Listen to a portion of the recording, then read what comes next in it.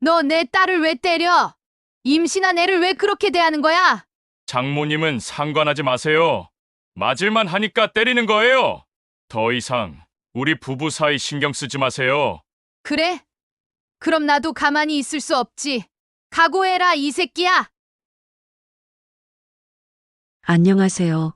저는 올해 65 김명자라고 합니다. 평생을 시골에서 살다가 딸아이 결혼하고 나서야 서울 근처로 올라왔어요. 저한테는 눈에 넣어도 안 아픈 딸 하나가 전부였거든요. 지은이, 제 외동딸입니다. 그 아이 아빠는 지은이가 10살 되던 해에 세상을 떠나셨어요. 그때부터 저랑 지은이는 둘이서 세상을 견뎌왔죠.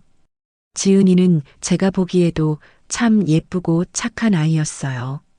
공부도 잘해서 좋은 대학 나오고 직장도 괜찮은 데 다녔어요. 그러다가 31살 때 윤상민이라는 남자를 만났습니다. 공무원이라고 했어요. 키도 크고 말도 잘하고 딸 앞에서는 신사처럼 굴더라고요. 결혼식 올리던 날이 아직도 눈에 선해요. 하얀 드레스 입은 우리 지은이가 얼마나 예뻤는지 몰라요. 그때 전 정말 행복했습니다. 이제 내 딸도 좋은 사람 만나서 평생 행복하게 살겠구나. 그렇게 생각했거든요. 사위 될 사람이 제 손을 꼭 잡으면서 말했어요. 어머님, 지은이 평생 행복하게 해드릴게요. 걱정 마세요. 그 말을 믿었어요.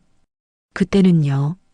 결혼하고 1년쯤 지났을 때였나 지은이한테서 임신 소식을 들었어요. 전화기 너머로 딸아이 목소리가 들렸을 때 얼마나 기뻤는지 몰라요. 엄마, 나 아기 생겼어. 그 한마디에 제 눈에서 눈물이 주르륵 흘렀습니다. 아, 이제 우리 지은이도 엄마가 되는구나. 세상에 이보다 더 좋은 소식이 어디 있겠어요. 그런데 말이죠. 그때부터였어요. 뭔가 이상하다는 걸 느끼기 시작한 게요. 임신 석 달쯤 됐을 때부터 지은이 목소리가 달라졌어요. 전화할 때마다 힘이 없더라고요. 엄마, 잘 지내? 물어보면 응, 잘 지내 그러는데 목소리에 웃음기가 하나도 없는 거예요. 원래 우리 지은이는 통화할 때도 밝게 웃으면서 말하는 애였거든요. 그런데 점점 말수도 줄고 통화도 짧게 끊으려고 하고요. 지은아, 몸은 괜찮아? 입덧은 어때? 물어보면 괜찮아. 엄마 그러는데 그 목소리가 떨리는 거예요. 어미가 딸 목소리 듣고 모를 수가 있나요? 뭔가 숨기고 있다는 걸 저는 알았어요. 근데 딸아이가 말 안 하려고 하니까 저도 어쩔 수가 없더라고요. 한 번은 제가 먼저 찾아가겠다고 했어요. 엄마가 가서 미역국도 끓여주고 집안일도 좀 도와줄게. 그랬더니 지은이가 황급하게 말리는 거예요. 엄마 아니야. 나 괜찮아. 상민 오빠가 다 챙겨줘. 엄마는 편히 쉬어. 그렇게 말하는데 왜 그렇게 급하게 말리는지 이해가 안 갔어요. 임신 5달쯤 됐을 때는 더 심했습니다. 전화하면 숨소리부터 들려요. 가쁜 숨소리요. 지은아? 부르면 한참 뒤에 엄마 대답하고요. 한 번은 통화 도중에 뭔가 깨지는 소리가 들렸어요. 그러더니 지은이가 갑자기 엄마 나 나중에 다시 전화할게 하고 급하게 끊더라고요. 그날 밤 잠을 한숨도 못 잤어요. 계속 뒤척이면서 생각했습니다. 우리 지은이한테 무슨 일이 있는 거 아닐까? 혹시 아프기라도 한 걸까? 아니면 뱃속 아기한테 무슨 문제가 생긴 걸까? 온갖 걱정이 다 들더라고요. 다음날 새벽에 참다 못해 전화를 걸었어요. 6번을 울렸는데도 안 받더라고요. 그래서 문자를 보냈습니다. 지은아, 엄마야. 전화 좀 해줘. 걱정돼서 그래. 1시간쯤 지나서 답장이 왔어요. 엄마 미안해. 그냥 좀 피곤해서 그래. 걱정 마. 그 문자를 받고도 마음이 안 놓였어요. 뭔가 잘못됐다는 느낌이 계속 들었거든요. 근데 제가 뭘 어떻게 할 수가 있나요? 딸아이가 괜찮다는데 시집간 딸 집에 무작정 찾아갈 수도 없는 노릇이고요. 그렇게 며칠을 또 보냈는데 어느 날 밤이었어요. 11시쯤 됐을 거예요. 갑자기 딸한테서 전화가 왔어요. 받자마자 우는 소리가 들렸습니다. 엄마. 그 한마디에 제 심장이 철렁 내려앉았어요. 지은아, 왜 그래? 무슨 일 있어? 다급하게 물었더니 딸아이가 한참을 울다가 말했어요. 엄마, 나 지금. 그러더니 또 말을 못 잇더라고요. 뒤에서 누가 소리 지르는 게 희미하게 들렸어요. 남자 목소리였습니다. 지은아, 지은아. 아무리 불러도 대답이 없고 그냥 전화만 연결돼 있더라고요. 그러다가 뚝 끊겼어요. 그날 밤 저는 새벽까지 전화기를 붙들고 있었습니다. 계속 다시 전화를 걸었지만 안 받더라고요. 20통도 넘게 걸었을 거예요. 문자도 보내고 또 보내고요. 지은아, 제발 전화 받아. 엄마 걱정돼 죽겠다. 그렇게 밤을 지새우고 아침이 됐어요. 더는 참을 수가 없어서 택시를 타고 지은이네 집으로 향했습니다. 가는 내내 가슴이 두근거렸어요. 혹시 우리 지은이한테 무슨 일이라도 생긴 건 아닐까 그 생각뿐이었습니다. 그런데 말이죠. 제가 그 집 앞에 도착했을 때 그때는 몰랐어요. 제가 곧 보게 될 게 뭔지 그리고 그 사위라는 놈의 진짜 얼굴이 어떤 건지요. 그날이 시작이었습니다. 제 딸을 지키기 위한 싸움의 시작이요. 택시에서 내려서 지은이네 아파트로 올라갔어요. 가슴이 두근거려서 엘리베이터 안에서도 계속 심호흡을 했습니다. 현관문 앞에 섰을 때 안에서 아무 소리도 안 들리더라고요. 조용했어요. 너무 조용해서 오히려 더 무서웠습니다. 초인종을 눌렀어요. 1번, 2번, 3번. 아무도 안 나오더라고요. 지은아, 엄마야. 문 열어봐. 소리쳐도 대답이 없었어요. 그때 옆집 문이 열리면서 중년 여자분이 나오셨어요. 저를 보더니 조심스럽게 말씀하시더라고요. 혹시 저기 사는 분 어머니세요? 네, 그런데요. 제가 대답하니까 그분이 한숨을 쉬시면서 말씀하셨어요. 요즘 그 집에서 자주 소리가 나요. 어젯밤에도 뭔가 깨지는 소리 나고 남자분이 소리 지르시고 그랬어요. 저희도 신고할까 말까 고민했는데 그 말 듣는 순간 머릿속이 하얘졌어요. 제 딸이 그런 집에서 살고 있었다니. 임신한 몸으로요. 다시 문을 두드렸습니다. 이번엔 더 세게 쳤어요. 지은아, 김지은, 엄마야, 문 열어. 그래도 아무 대답이 없어서 저는 그냥 그 자리에 주저앉아서 기다렸어요. 1시간이고 2시간이고 기다릴 생각이었습니다. 그런데 30분쯤 지났을 때 안에서 문 여는 소리가 들렸어요. 문이 조금 열리면서 지은이가 고개만 내밀었어요. 엄마, 왜 왔어? 전화하고 오지. 그러는데 목소리가 떨리는 거예요. 저는 딸아이 얼굴을 제대로 보려고 문을 더 밀었습니다. 그때 봤어요. 우리 지은이 얼굴에 멍이 들어있는 걸요. 지은아, 이게 뭐야? 얼굴에 이게 뭐냐고. 제 목소리가 커졌어요. 딸아이는 황급하게 손으로 얼굴을 가리면서 아니야.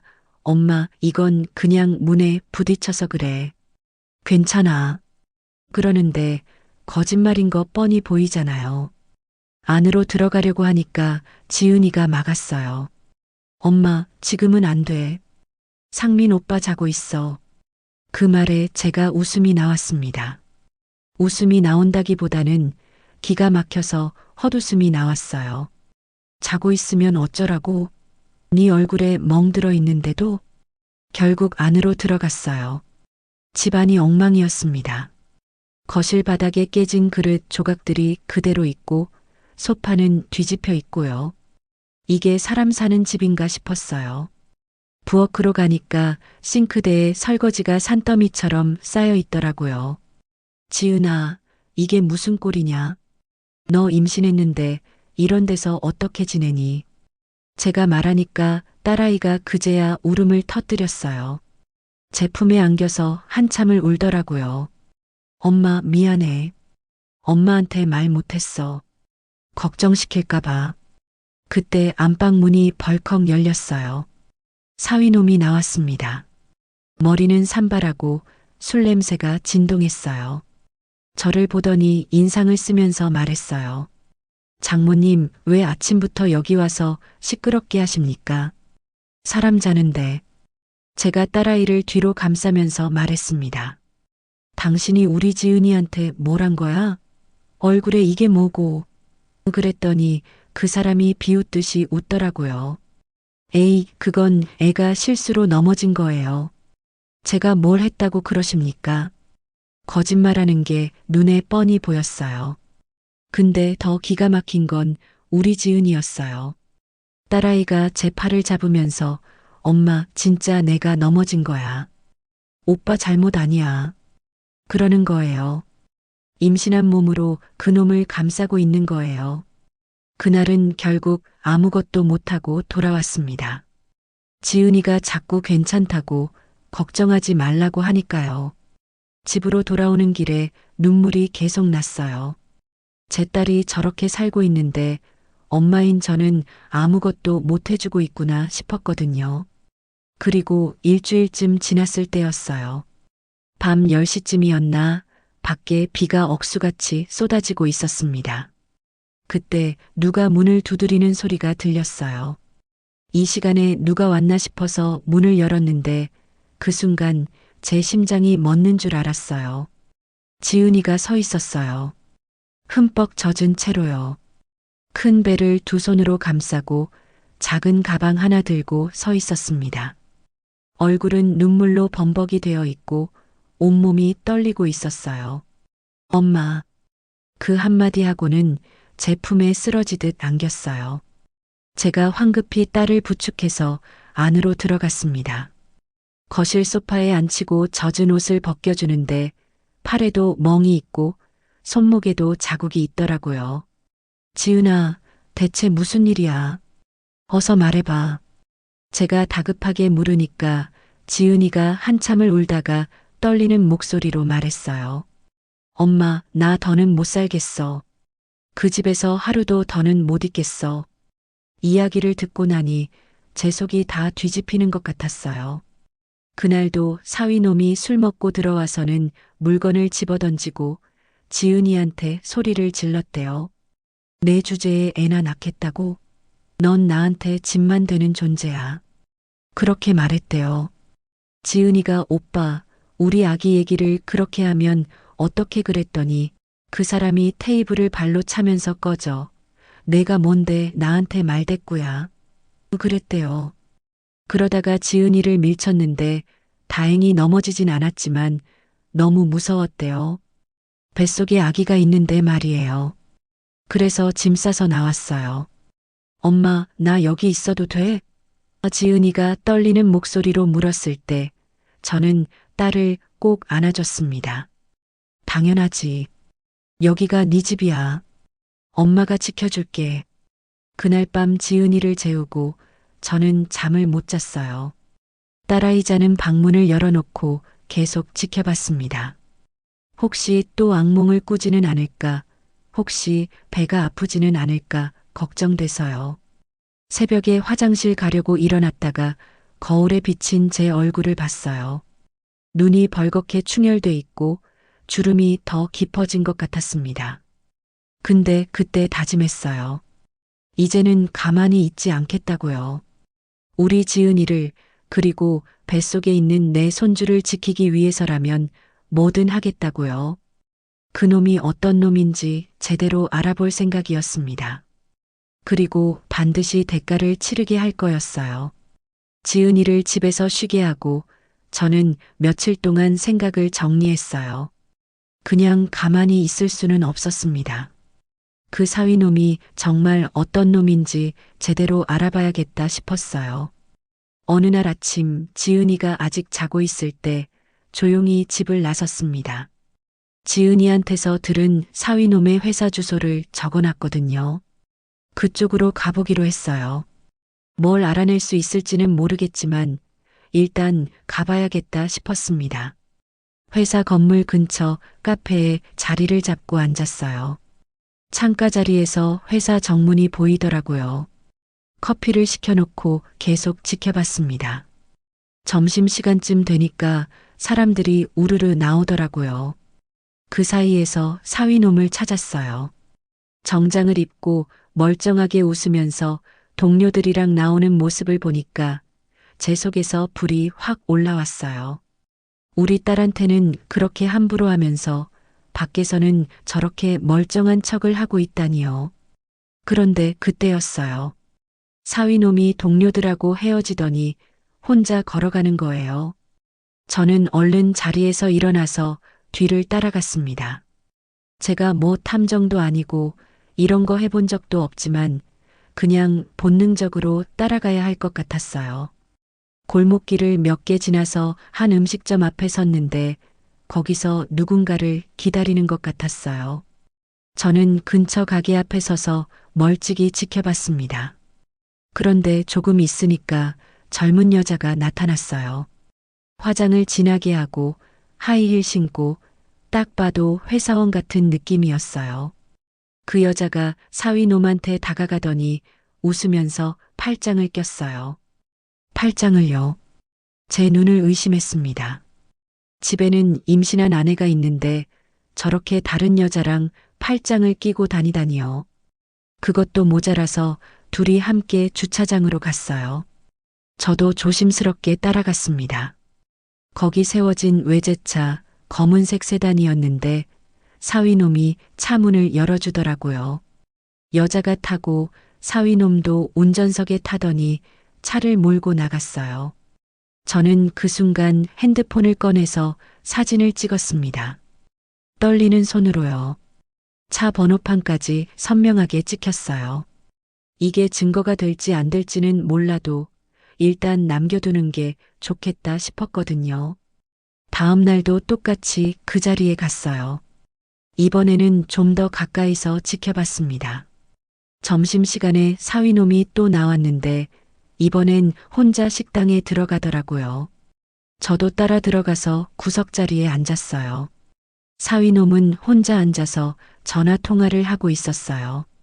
목소리가 좀 들렸는데 뭔가 돈 얘기를 하더라고요. 그래, 이번 달까지만 기다려. 내가 처리할게. 그런 식으로요. 통화를 끝내고는 또 다른 번호로 전화를 걸었어요. 야, 나야. 오늘 저녁에 만나자. 응, 그건 잘 되고 있어. 걱정 마. 목소리가 신나 있었어요. 집에서 딸한테 소리 지르던 그 목소리하고는 완전히 달랐습니다. 여기서는 웃으면서 여유 있게 말하고 있더라고요. 며칠을 더 지켜봤어요. 매일같이 그 여자를 만났고 매일같이 비싼 차를 몰고 다녔습니다. 저는 그때마다 사진을 찍었어요. 둘이 함께 걷는 모습, 차에 타는 모습, 호텔 로비에 들어가는 모습까지요. 그러던 어느 날 회사 앞에서 기다리고 있는데 사위놈이 동료들이랑 나오면서 얘기하는 게 들렸어요. 제가 있는 곳에서 그리 멀지 않은 곳에 서서 담배를 피우면서 대화를 하더라고요. 야, 윤대리. 요즘 집에서는 괜찮아? 마누라 임신했다며? 동료 한 명이 물었어요. 그랬더니 사위놈이 한숨을 쉬면서 말했어요. 아, 그게 말이야. 솔직히 짐이지 뭐. 매일 배 아프다고 누워만 있고 집안일도 제대로 못하고 그래도 애 낳으면 괜찮아지지 않을까? 다른 동료가 말했어요. 그때 사위놈이 비웃듯이 웃으면서 말했어요. 괜찮아지긴. 더 귀찮아지지. 솔직히 말하면 그 여자는 나한테 족쇄야. 족쇄. 그 말을 듣는 순간 제 온몸에 소름이 돋았어요. 족쇄라고요? 임신한 아내를 뱃속에 자기 아이를 품고 있는 여자를 족쇄라고 말한 겁니까? 손이 부들부들 떨렸어요. 당장 달려가서 따귀를 올려붙이고 싶었지만 참았습니다. 지금은 참아야 할 때였어요. 요즘 민지랑은 잘 지내? 또 다른 동료가 물었어요. 사위놈이 씩 웃으면서 당연하지. 그 애가 훨씬 낫지. 부담도 없고 같이 있으면 편하고 그러더라고요. 민지라는 게 그 여자 이름인가 봐요. 제가 며칠 전부터 봤던 그 여자 말이에요.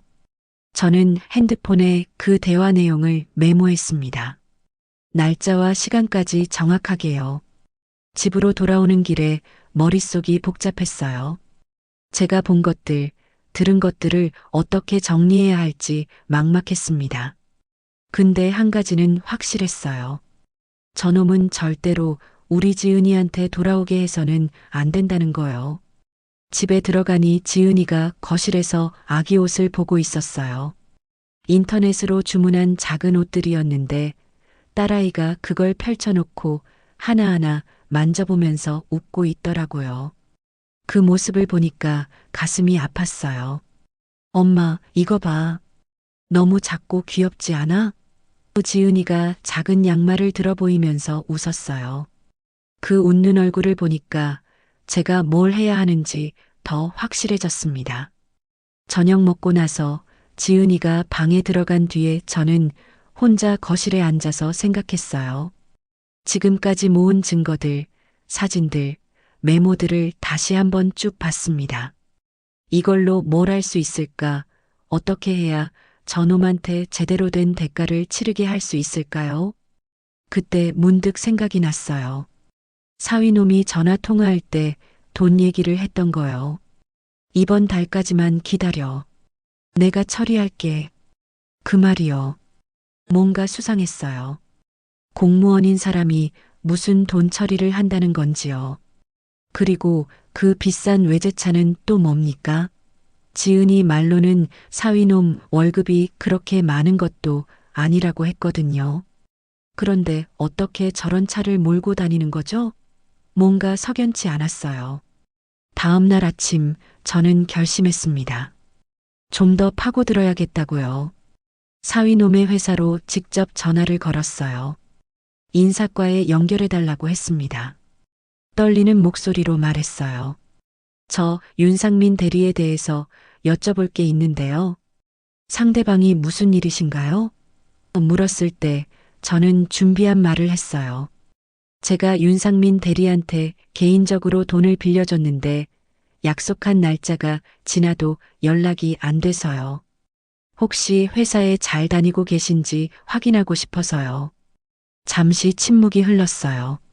그러더니 상대방이 조심스럽게 말했어요. 그런 일이 있으셨군요. 혹시 금액이 큰 편인가요? 네, 꽤 큽니다. 제가 대답했어요. 일단 상황을 파악해 보겠습니다. 연락처 남겨주시겠어요? 그렇게 해서 제 번호를 남기고 전화를 끊었어요. 뭔가 시작된 것 같았습니다. 작은 실말이었지만 이게 더 큰 걸로 이어질 것 같은 느낌이 들었어요. 그날 저녁 지은이 몰래 다시 사진들을 쭉 봤어요. 사위놈과 그 여자가 함께 있는 사진들, 차 번호판, 호텔 로비 앞, 그리고 제가 메모해둔 대화 내용들까지요. 기다려라, 윤상민. 내가 우리 지은이한테 한 짓, 이제 내가 그 대가를 치를 차례야. 저는 속으로 중얼거렸습니다. 이제 진짜 시작이었어요. 며칠 뒤에 회사 인사과에서 전화가 왔어요. 제가 남긴 번호로 연락이 온 거예요. 윤상민 대리건으로 전화 주신 분 맞으신가요? 조심스러운 목소리였습니다. 네, 맞습니다. 제가 대답하니까 상대방이 한숨을 쉬면서 말했어요. 사실 저희도 요즘 윤 대리에 대해서 몇 가지 의심스러운 점을 파악하고 있었습니다. 혹시 만나서 자세한 얘기를 나눌 수 있을까요? 가슴이 두근거렸어요. 뭔가 제대로 걸린 것 같았거든요. 물론이죠. 언제든 괜찮습니다.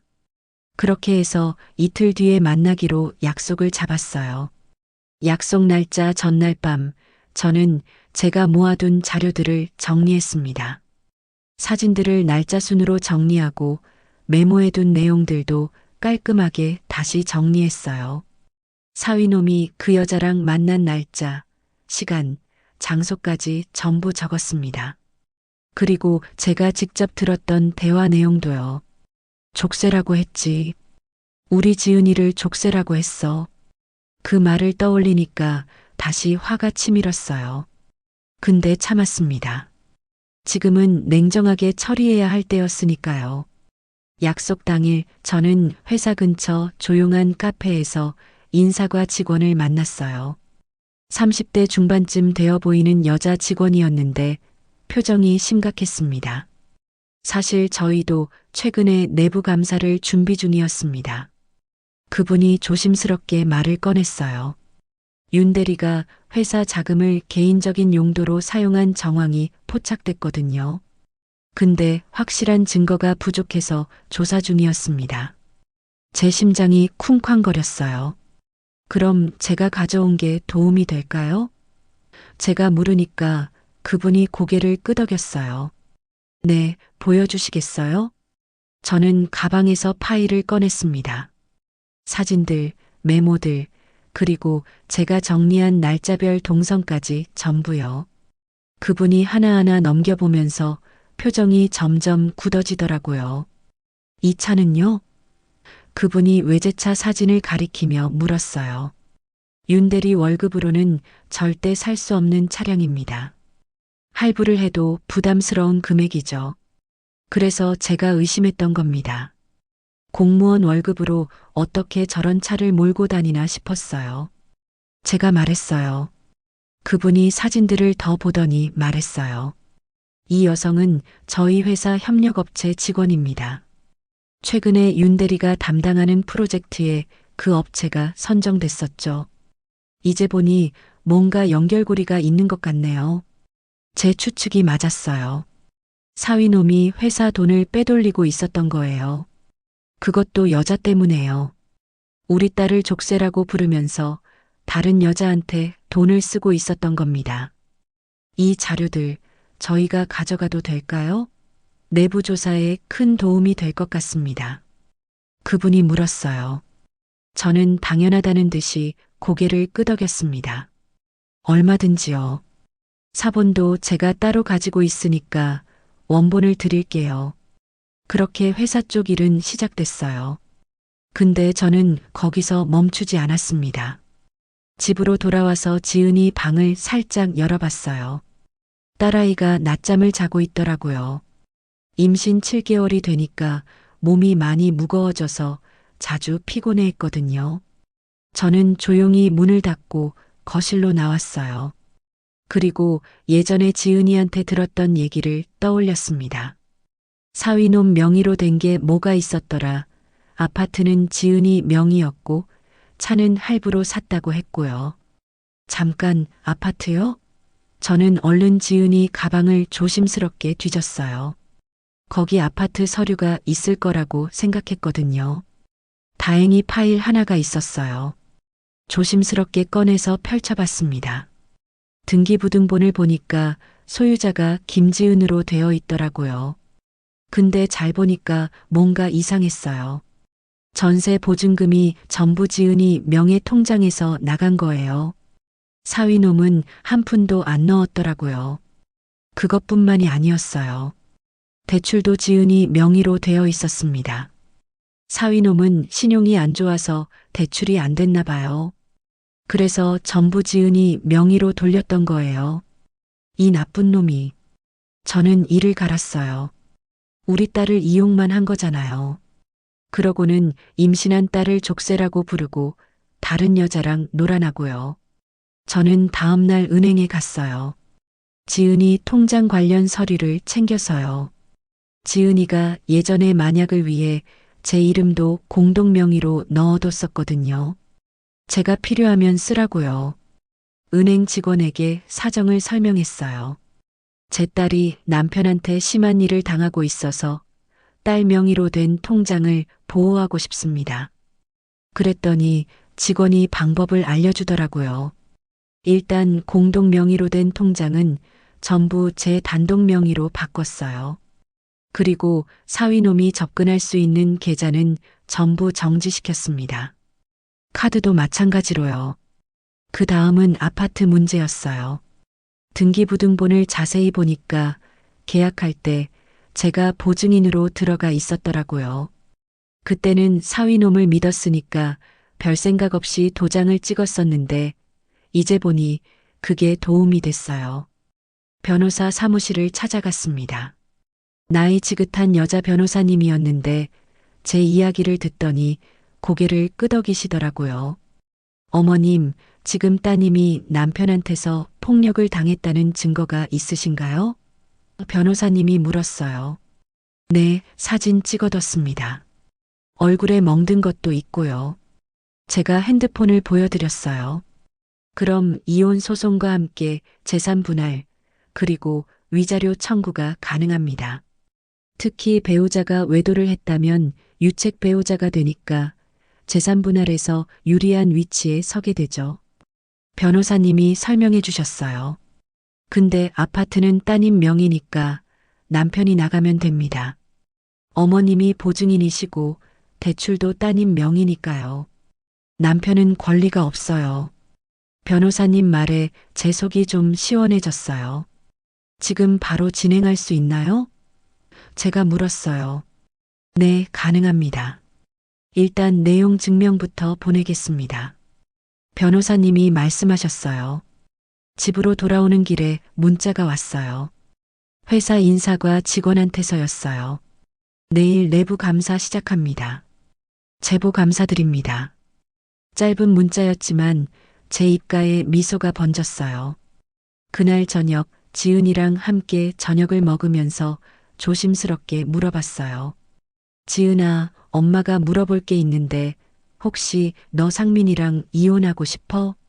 지은이가 숟가락을 내려놓더니 한참을 망설이다가 말했어요. 엄마, 나 더는 못 참겠어. 그 사람하고는 못 살아. 근데 어떻게 해야 할지 모르겠어. 엄마가 다 준비했어. 제가 딸 손을 꼭 잡으면서 말했어요. 이제 넌 아기 건강만 챙기면 돼. 나머지는 엄마가 알아서 할 테니까. 지은이 눈에서 눈물이 주르륵 흘렀어요. 고마워, 엄마. 미안해. 그러는데 제 가슴이 먹먹했습니다. 미안할 게 뭐가 있어요. 엄마가 당연히 해야 할 일을 하는 건데요. 그리고 지은아, 너 통장이랑 카드는 엄마가 안전하게 다 처리해뒀어. 그 사람이 함부로 못 쓰게. 제가 말하니까 지은이가 놀란 표정으로 저를 봤어요. 엄마, 어떻게 그걸 알고. 엄마가 배운 건 없어도 내 새끼 지킬 방법은 알아. 제가 웃으면서 말했어요. 그날 밤 저는 오랜만에 편하게 잠들었습니다. 이제 시작이었지만 확실한 준비는 다 끝났으니까요. 사위놈이 곧 그 대가를 치르게 될 거였어요. 우리 지은이한테 그리고 뱃속 아기한테 한 짓에 대한 대가를요. 일주일쯤 지났을 때였어요. 아침에 지은이가 산부인과 검진 가는 날이었습니다. 저도 함께 갔죠. 의사 선생님이 초음파를 보면서 아기가 아주 건강하게 자라고 있어요. 그러시더라고요. 지은이 얼굴에 환한 웃음이 번졌어요. 병원에서 나와서 집으로 오는 길이었어요. 제 핸드폰에 전화가 왔습니다. 모르는 번호였는데 받아보니 회사 인사과 직원이었어요. 어머님, 저 기억하시죠? 오늘 윤대리에 대한 내부 감사 결과가 나왔습니다. 목소리가 약간 상기되어 있었어요. 회사 자금 횡령이 확실하게 드러났어요. 지난 1년간 약 5천만 원 정도를 빼돌린 것으로 확인됐습니다. 5천만 원이나요? 제가 놀라서 물었어요. 네, 그리고 그 돈이 대부분 협력업체 직원, 그러니까 어머님이 사진 찍으셨던 그 여성과 관련된 곳으로 흘러간 것도 확인됐습니다. 오늘 오전에 윤 대리를 해임 조치했고 고소 절차도 진행 중입니다. 전화를 끊고 지은이를 봤어요. 딸아이는 차창 밖을 보면서 배를 쓰다듬고 있었습니다. 아무것도 모르는 얼굴이었어요. 저는 아직 아무 말도 하지 않았어요. 때가 되면 알게 될 테니까요. 그날 오후 집에 도착해서 1시간쯤 지났을 때였어요. 초인종이 미친 듯이 울렸습니다. 연달아서 10번도 넘게요. 지은이가 놀라서 제 쪽을 봤어요. 엄마, 누구야? 지은이가 떨리는 목소리로 물었어요. 저는 이미 알고 있었어요. 누군지요? 지은아, 방에 들어가 있어. 엄마가 처리할게. 제가 단호하게 말했습니다. 현관문을 열었어요. 예상대로 사위놈이 서 있었습니다. 얼굴이 벌겋게 달아올라 있고 눈은 충혈되어 있었어요. 술 냄새도 났고요. 장모님, 소리를 지르면서 안으로 들어오려고 했어요. 저는 문을 막아섰습니다. 여긴 내가 들어올 곳이 아니야. 돌아가. 돌아가긴 뭘 돌아가요. 당신이 한 짓 알아요? 당신이 회사에 제보했죠? 그래서 내가 잘렸어. 사위놈이 소리쳤어요. 내가 한 짓을 말한 것뿐이야. 회사 돈을 빼돌려서 여자한테 쓴 거, 그게 잘못이지. 내가 뭘 잘못했어? 제가 차분하게 말했어요. 증거가 뭐가 있다고 그래요? 당신이 날 모함한 거잖아. 사위놈이 소리 질렀지만 저는 웃었어요. 증거? 사진도 있고 녹음도 있고 너랑 그 여자 만난 날짜며 시간이며 전부 다 있어. 내가 동료들한테 우리 지은이를 족쇄라고 부른 것도 다 들었고 그 말에 사위놈 얼굴이 하얗게 질렸어요. 그건 말을 더듬더라고요. 그리고 말이야. 제가 한 발짝 앞으로 나가면서 말했어요. 지은이 명의로 된 통장이랑 카드, 내가 이제 못 써. 전부 다 정리했으니까. 아파트도 내가 나가야 해. 거기 내 이름 없어. 뭐라고요? 그게 무슨 소리예요? 사위놈이 버럭 소리를 질렀어요. 그때 옆집 문이 열리면서 이웃 아주머니가 나오셨어요. 무슨 일이세요? 경찰 불러야 하나요? 사위놈이 뒤를 돌아보더니 욕을 한마디 하고는 계단으로 뛰어내려갔어요. 저는 아주머니한테 감사 인사를 하고 문을 닫았습니다. 지은이가 방문을 열고 나왔어요. 얼굴이 창백했어요. 엄마, 방금 그 사람이었어? 응, 근데 걱정 마. 이제 너한테 못 와. 제가 딸을 안아주면서 말했어요. 다음 날 변호사 사무실에서 연락이 왔어요. 어머님, 내용 증명을 보냈는데 상대방 측에서 연락이 왔습니다. 만나서 얘기하고 싶다고 하네요. 만날 필요 없어요. 이혼 절차 그냥 진행하세요. 제가 단호하게 말했어요. 알겠습니다. 그럼 소장 접수하겠습니다. 변호사님이 대답하셨어요. 며칠 뒤에 또 연락이 왔어요. 이번엔 사위놈 어머니한테서였습니다. 사돈댁, 우리 상민이가 잘못했어요. 한 번만 용서해 주시면 안 될까요? 사돈댁도 아시잖아요. 그 아들이 임신한 제 딸한테 뭘 했는지. 손찌검도 하고 밖에서 다른 여자 만나고 회사 돈까지 빼돌렸어요. 그런 사람을 어떻게 믿으라고요? 제가 말했어요.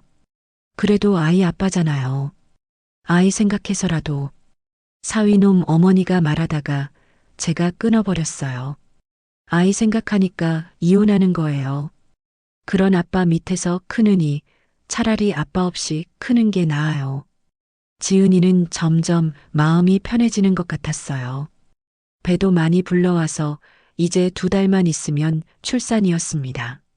저는 딸아이 먹을 것 챙겨주고 병원도 같이 다니고 밤에 배가 아프다고 하면 등도 쓸어주고 그랬어요. 한 달쯤 지났을 때 회사 쪽에서 또 연락이 왔어요. 윤 대리가 횡령 혐의로 검찰에 송치됐습니다. 재판 진행될 예정이고요. 그리고 얼마 안 있어서 또 다른 소식도 들렸어요. 사위놈이 만나던 그 여자가 연락을 끊었다고요. 당연하죠. 돈도 없고 직장도 잃은 남자를 누가 상대하겠어요. 어느 날 저녁 지은이가 제 옆에 앉아서 말했어요. 엄마 고마워. 엄마 아니었으면 나 어떻게 됐을지 몰라. 무슨 소리야? 엄마가 당연히 할 일한 거지. 제가 말하면서 딸 배를 쓰다듬었어요. 이 아기도 곧 만나겠네. 건강하게만 나와주면 돼. 엄마, 나 이제 안 무서워. 그 사람 없어도 나랑 엄마랑 아기랑 잘 살 수 있을 것 같아. 지은이가 환하게 웃었어요. 제 딸이 다시 웃는 모습을 보니까 제 눈에서도 눈물이 났습니다. 그날 밤 핸드폰에 사위놈한테서 문자가 왔어요. 장모님, 제발 한 번만 기회를 주세요. 지은이랑 얘기하게 해주세요. 저는 답장을 보냈어요. 기회는 네가 지은이를 처음 때렸을 때 끝났어. 이제 법정에서 보자. 그리고 번호를 차단했습니다. 다음 주에 법원에서 첫 조정 기일이 잡혔어요. 변호사님이 상대방이 합의를 원하는 것 같습니다라고 하셨지만 저는 단호했어요. 합의 없습니다. 재판으로 가세요. 알겠습니다. 저희가 제출한 증거들이 워낙 확실해서 이혼은 무조건 인정될 겁니다.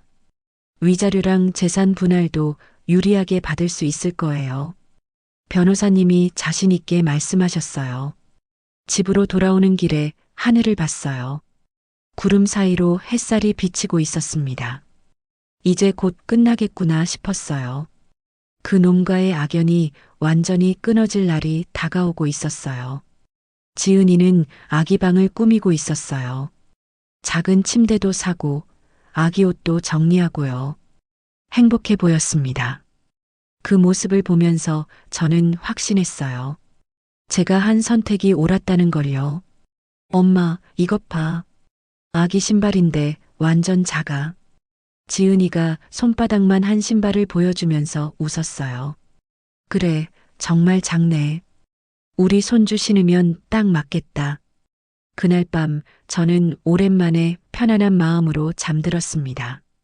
폭풍우는 지나가고 있었고 이제 곧 맑은 날이 올 거였어요.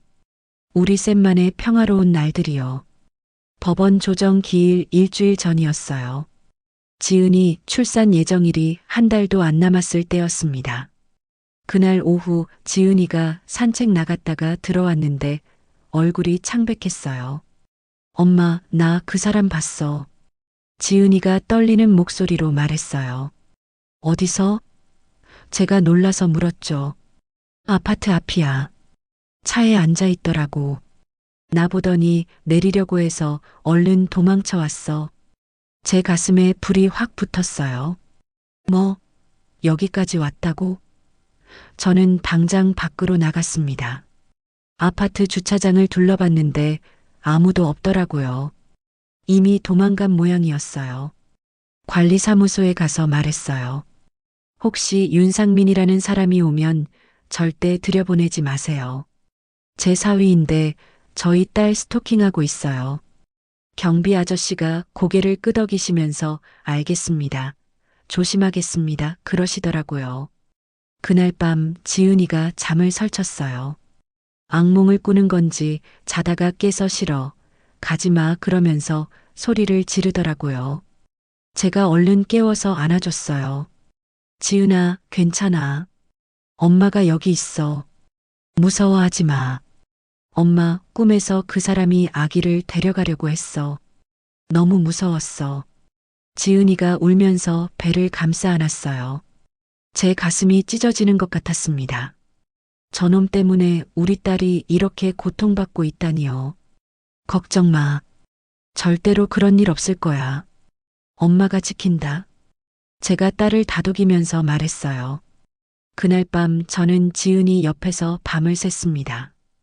혹시라도 또 악몽을 꿀까 봐요. 법원 조정 날이 다가왔어요. 지은이는 배가 너무 불러서 법원까지 가기 힘들 것 같았어요. 변호사님이 어머니만 오셔도 됩니다라고 하셔서 저 혼자 갔습니다. 법원 조정실 앞에서 기다리고 있는데 복도 저쪽에서 사위놈이 나타났어요. 완전히 달라진 모습이었습니다. 머리는 산발이고 수염도 안 깎았고 옷도 구겨져 있었어요. 옆에 나이든 변호사가 한 명 있었는데 싸구려 변호사 같아 보였어요. 사위놈이 저를 보더니 다가왔어요. 장모님, 제발 지은이 좀 만나게 해주세요. 한 번만요. 목소리가 간청하는 투였어요. 만날 필요 없어. 할 말 있으면 법정에서 해. 제가 차갑게 말했어요. 장모님, 제가 잘못했어요. 정말 잘못했다고요. 다시는 그런 짓 안 할게요. 제발 기회를 주세요. 기회? 네가 우리 지은이한테 준 기회가 뭐가 있었어? 임신한 몸으로 맞고 욕먹고 문턱 밖으로 쫓겨나게 했잖아. 그게 네가 한 짓이야. 제가 말하니까 사위놈이 할 말을 잃더라고요. 조정실에 들어갔어요. 판사님이 양쪽 얘기를 들으시더니 사위놈 쪽을 보면서 말씀하셨어요. 윤 씨, 상대방이 제출한 증거들을 보면 이혼 사유가 충분히 인정됩니다. 폭행, 외도, 횡령까지 있으니 유책 배우자는 명백합니다. 사위놈 변호사가 뭐라고 변명하려고 했지만 판사님이 손을 들어 막으셨어요. 증거가 너무 확실합니다. 사진, 진료 기록, 회사 내부 감사 자료까지 있어요. 변명의 여지가 없습니다. 재산 분할도 상대방에게 유리하게 진행될 것이고 위자료도 상당액을 지급해야 할 겁니다. 그리고 양육권은 당연히 모친이 갖게 됩니다. 판사님이 차분하게 설명하셨어요. 조정은 결렬됐어요. 사위놈 측에서 조건을 내걸었는데 말도 안 되는 소리였거든요. 재산은 반반으로 나누고 아이 양육권은 공동으로 그런 헛소리를 하더라고요. 절대 안 됩니다. 제가 단호하게 말했어요. 재판으로 갑시다. 변호사님도 제 뜻에 동의하셨고 그렇게 조정은 끝났습니다.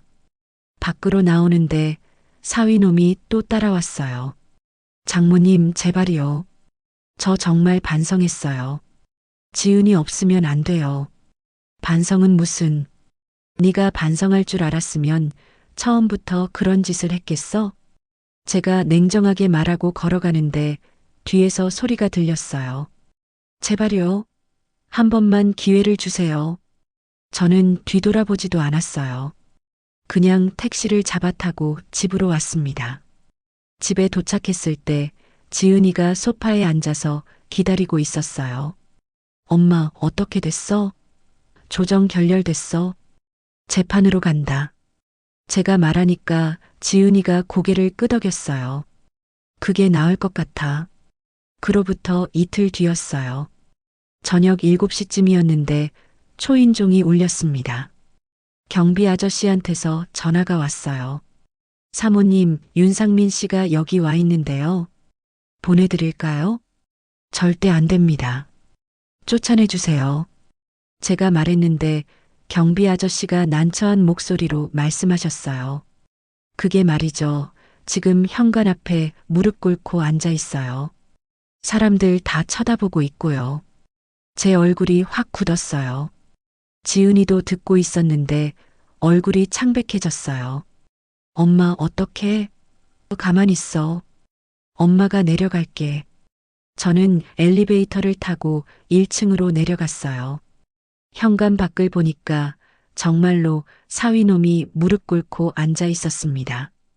양손을 모으고 머리를 숙이고요. 밖으로 나갔어요. 뭐 하는 짓이야? 일어나. 제가 말했지만 사위놈은 고개를 들지도 않았어요. 장모님, 제발 지은이 좀 만나게 해주세요. 제가 정말 잘못했어요. 빌게요. 떨리는 목소리였어요. 비는 건 법정에서 판사님한테 해. 여기서 이러지 말고 일어나. 제가 차갑게 말했어요. 그때 뒤에서 목소리가 들렸어요. 오빠. 지은이었어요. 배를 두 손으로 감싸고 엘리베이터에서 내려와서 우리 쪽으로 걸어오고 있었어요. 지은아, 너 왜 내려왔어? 올라가. 제가 말했지만 지은이는 제 옆에 섰습니다. 사위놈이 고개를 들더니 지은이를 봤어요. 지은아, 미안해. 정말 미안해. 나 잘못했어. 다시 한 번만 기회를 줘. 지은이가 한참을 그 모습을 보다가 입을 열었어요. 오빠, 나 오빠한테 묻고 싶은 게 있어. 응, 뭐든지 대답할게. 사위놈이 고개를 끄덕였어요. 오빠는 나를 사랑한 적이 있어? 진짜로? 지은이 목소리가 떨렸어요. 사위놈이 대답을 못하더라고요. 그냥 입만 벙긋거릴 뿐이었어요. 그 침묵이 답이었습니다. 지은이가 쓸쓸하게 웃으면서 말했어요. 오빠는 나를 사랑한 게 아니었어. 그냥 필요했던 거지. 대출받을 사람, 집안일 할 사람, 족쇄. 오빠가 한 말 다 기억해. 지은아, 그건 내가 정신 나가서. 사위놈이 변명하려고 했지만 지은이가 손을 들어 막았어요. 오빠, 나 이제 무섭지 않아. 예전엔 오빠 없으면 못 살 것 같았는데 지금은 알아. 오빠 없이도 나는 잘 살 수 있어. 아니, 오빠 없을 때가 더 행복해. 지은이가 배를 쓰다듬으면서 말을 이었어요. 그리고 이 아이는 오빠가 필요 없어. 좋은 아빠가 필요한 거지. 아이한테 소리 지르고 엄마 때리는 아빠는 필요 없어. 지은아. 사위놈이 또 뭔가 말하려고 했어요. 오빠 법정에서 봐. 그리고 다시는 우리 앞에 나타나지 마. 지은이가 단호하게 말하고는 돌아섰어요.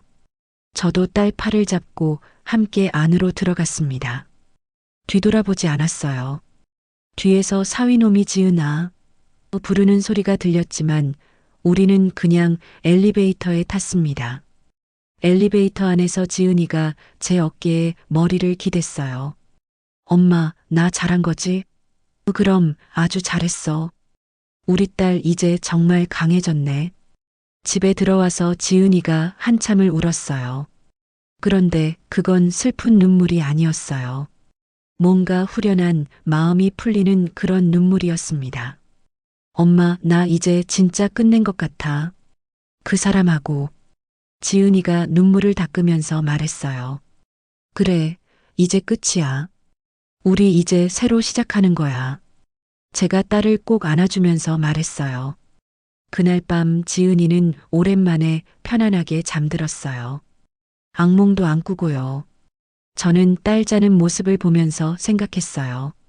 이제 정말로 끝이구나. 그 지긋지긋한 시간들이 끝나가고 있구나. 창밖으로 달빛이 들어왔어요. 고요하고 평화로운 밤이었습니다. 그 사건이 있고 이틀 뒤 지은이가 새벽에 저를 깨웠어요. 엄마, 배가 아파. 아기 나올 것 같아. 순간 정신이 번쩍 들었습니다. 예정일보다 일주일 정도 빠른 거였는데 의사 선생님이 그럴 수도 있다고 하셨거든요. 알았어. 진통 간격이 어떻게 돼? 제가 침착하게 물었어요. 한 10분에 한 번씩? 지은이가 힘들게 대답했어요. 좋아, 병원 가자. 택시를 불러서 병원으로 갔습니다. 새벽 4시였는데 길은 한산했어요. 지은이가 제 손을 꼭 잡고 있었어요. 엄마, 무서워. 괜찮아. 엄마가 옆에 있잖아. 우리 손주 곧 만나는 거야. 병원에 도착해서 분만실로 들어갔어요. 저는 옆에서 딸 손을 잡고 있었습니다. 지은이가 진통 때문에 얼굴을 찡그리면서도 씩씩하게 버텨냈어요. 잘하고 있어, 지은아. 조금만 더. 제가 계속 격려했어요. 간호사 선생님들도 잘하고 계세요. 조금만 더 힘내세요. 그러시면서 도와주셨고요. 그렇게 5시간이 지났을까요? 아침 9시쯤 드디어 아기 우는 소리가 들렸어요. 응애. 작고 힘찬 울음소리였습니다. 축하합니다. 건강한 딸입니다. 의사 선생님이 웃으면서 말씀하셨어요. 간호사 선생님이 아기를 깨끗이 닦아서 지은이 품에 안겨주셨어요. 아기는 정말 작고 예뻤어요. 눈은 꼭 감고 있고 작은 손으로 주먹을 쥐고 있었습니다. 지은이가 아기를 보면서 눈물을 흘렸어요. 엄마, 우리 아기 봐. 너무 예쁘지? 그럼 세상에서 제일 예쁘지. 저도 눈물이 났어요. 기쁨의 눈물이었습니다. 우리 손주예요. 우리가 지켜낸 작은 생명이요. 지은이가 아기를 꼭 안으면서 속삭였어요. 미안해, 아가야. 엄마가 너한테 좋은 환경을 못 만들어줬어. 근데 이제는 괜찮아. 엄마가 너 평생 지킬게. 할머니랑 같이. 제가 옆에서 아기 작은 손을 만졌어요. 너무 따뜻하고 부드러웠습니다. 우리 손주 복 많이 받고 태어났네. 엄마랑 할머니가 이렇게 사랑해주는데. 병실로 옮겨서 지은이가 쉬고 있을 때 저는 창가에 서서 밖을 봤어요.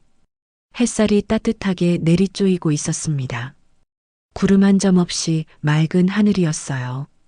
그때 핸드폰이 울렸어요. 변호사님한테서였습니다. 어머님, 좋은 소식이에요. 상대방 측에서 모든 조건을 다 받아들이겠다고 연락 왔어요. 재판 안 가고 합의 이혼하겠답니다. 조건이요? 제가 물었어요.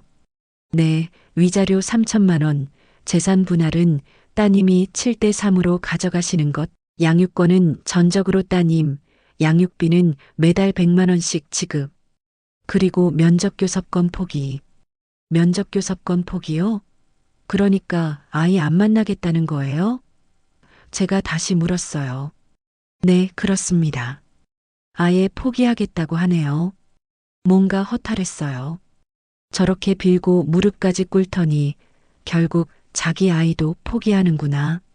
역시 저놈은 진심이 없었던 거예요. 알겠습니다. 그 조건으로 진행하세요.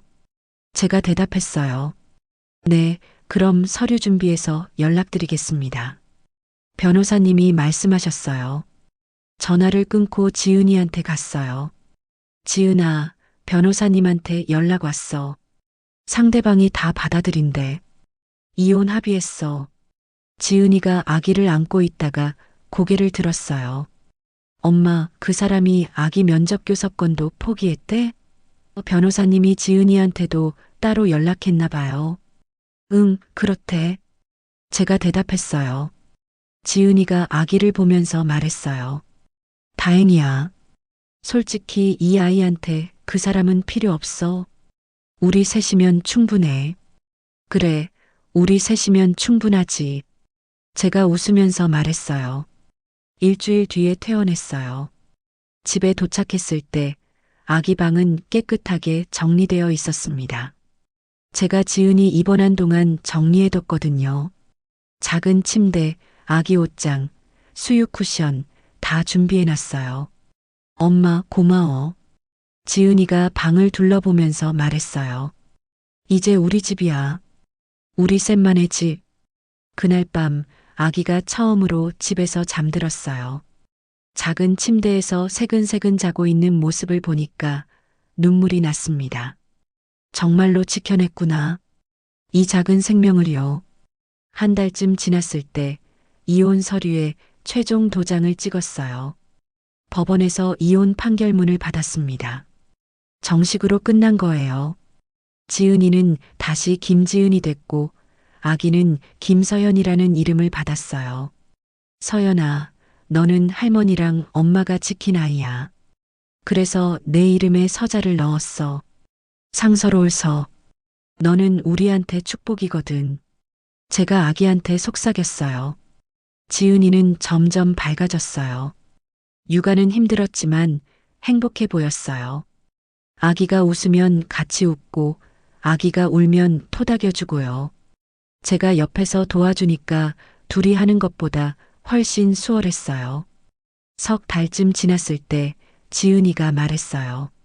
엄마, 나 복직하고 싶어? 일하고 싶어? 그래.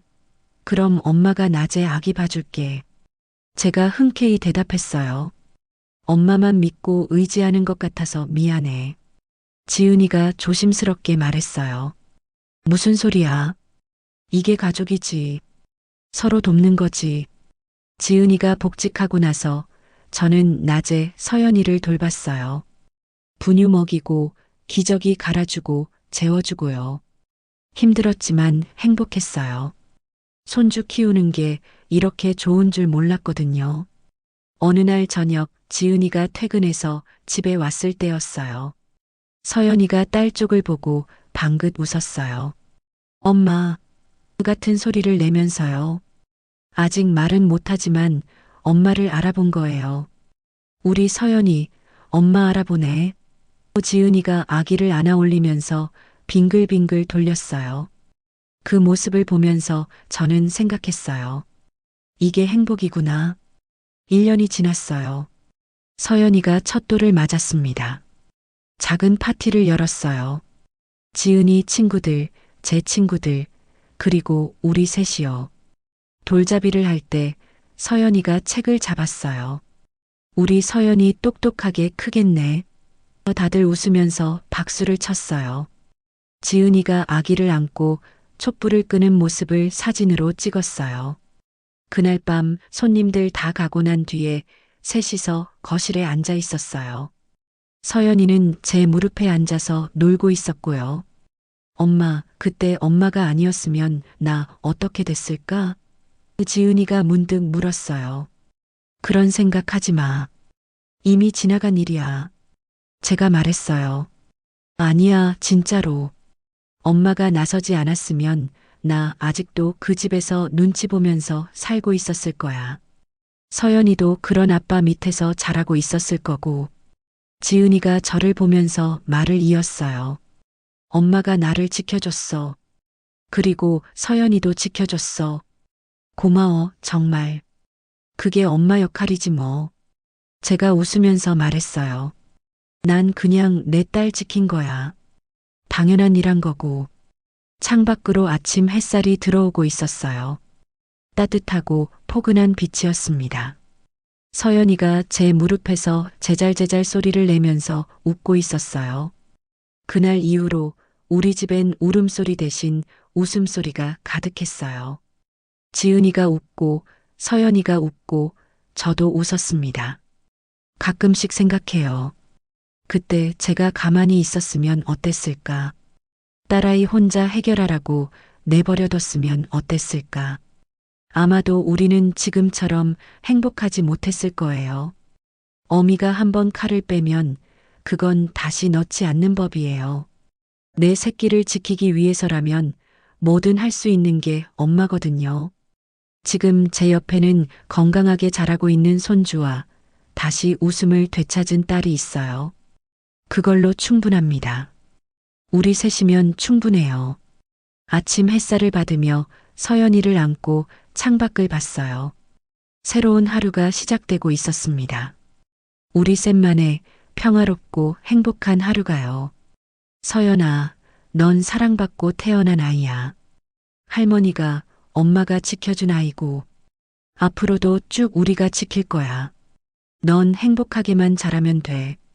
아기가 제 얼굴을 보고 방긋 웃었어요. 그 웃음 속에서 저는 봤습니다. 희망을요. 미래를요.